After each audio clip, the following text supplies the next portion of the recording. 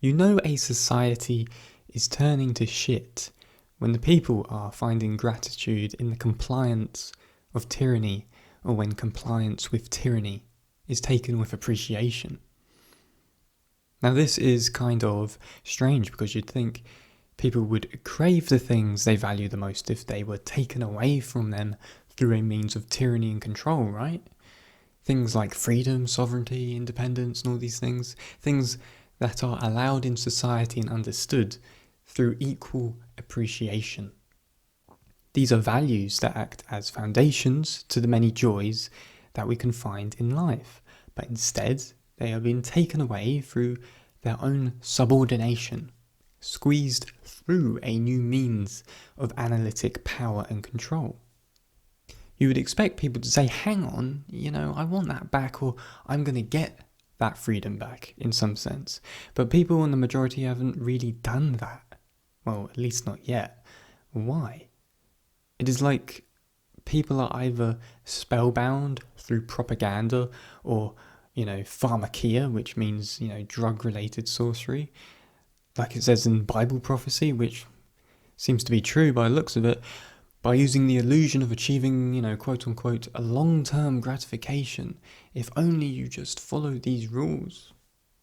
Funny and sickening how that is now finally being used against its own people, then being left alone as the usual positive indicator and method of something like wealth accumulation. Long-term gratification concludes to wealth accumulation, all of this. Or that alternatively, people have just shifted away from valuing first principles altogether and said, well, maybe Netflix is a bit more valuable than true freedom.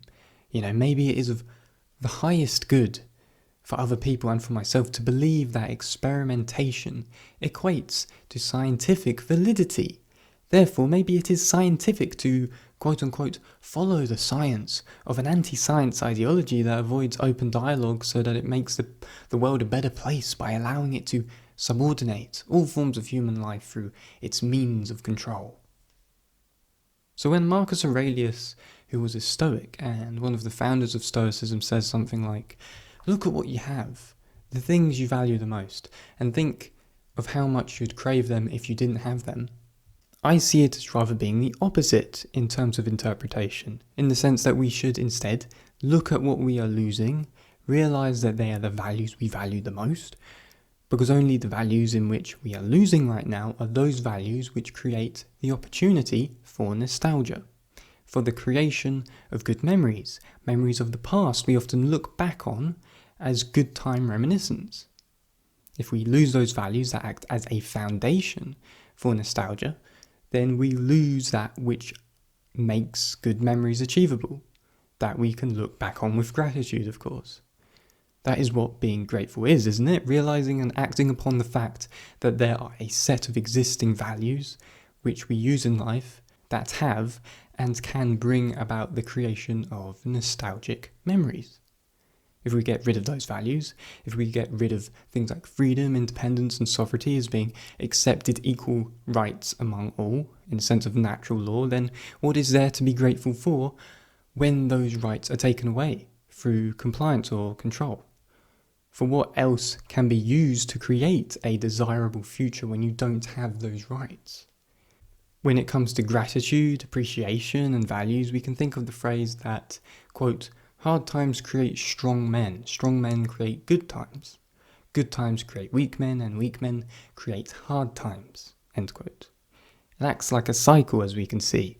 The reason why so many are passive towards the subordination of these values and their fleeting existence today is because, well, we have not had the hard times to really realise their importance for this generation.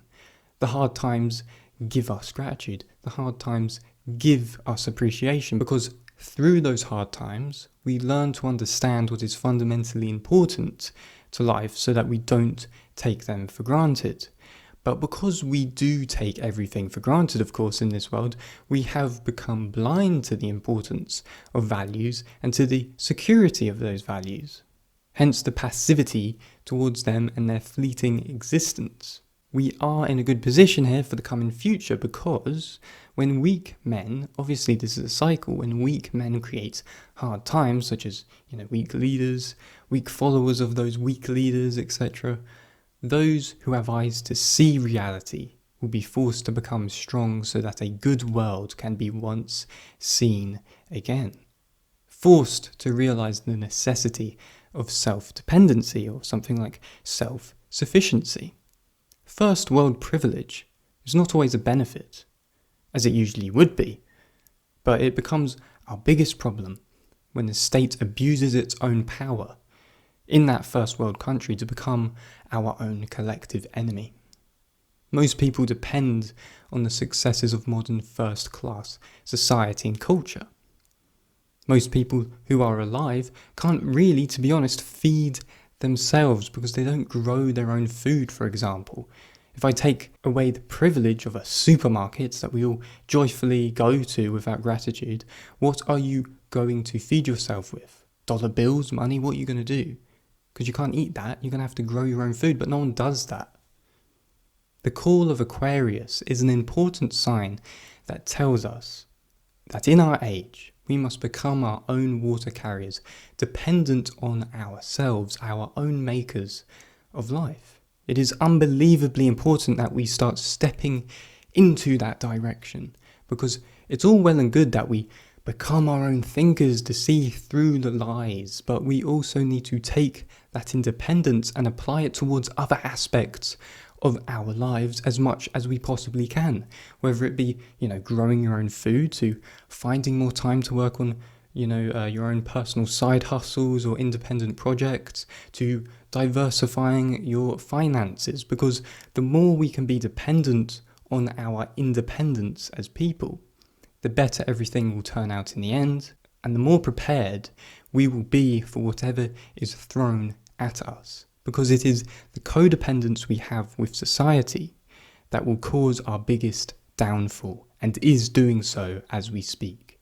If we aim towards breaking the codependence, mentally, physically, spiritually, financially, and resourcefully, we can build a brilliant foundation to support ourselves and also create a new social fabric of understanding that can bring us together in union with mutual respect and fortitude. If you enjoyed this video and wish to support the channel, you can by becoming a member of the Thoughts on Thinking community, which in return will give you access to our ever-growing library of exclusive video content. More information can be found on my website or through our Patreon servers. All links can be found in the description below. Thank you.